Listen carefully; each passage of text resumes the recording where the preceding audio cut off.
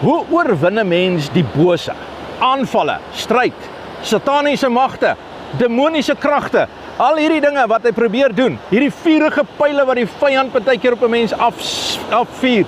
Hoe oorwin 'n mens hierdie dinge? Hierdie een ding, hierdie een beginsel, vat dit. Ek wil dit eers vir jou sê vandag, jy is nou eenmaal die geseënde van die Here. Wanneer jy hierdie woord vat, wanneer jy dit in jou gees sit, wanneer dit lewendig word in jou binneste, want jou hart is goeie grond en die saad van die Here val daarin en dit gaan nie maar net dood nie, dit groei en die oorwinning van die Here kom daarin. 2 Tessalonisense 3 vers 3 sê, maar die Here is getrou, hy sal julle versterk en julle bewaar van die bose. Die getrouheid van die Here is jou sleutel vandag.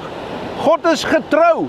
Die Here sal jou bewaar. God is getrou om jou te beskerm teen elke aanval, teen elke slag van die vyand en elke probeerslag wat die vyand doen.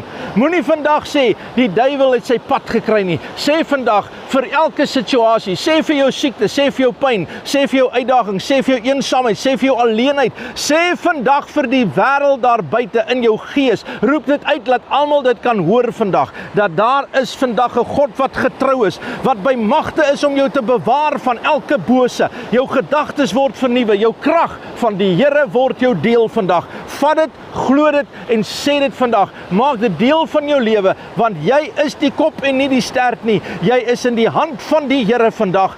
Vat dit en die Here seën jou. Vader, ek dank U vir beskerming van die bose. Ek dank U dat U getrou is vandag om dit te doen in Jesus naam. En met verwagting, Here, staan ons vandag en weet dat geen wapen wat teen ons gesmee is, sal iets uitrig nie in Jesus naam. Amen en God bless you.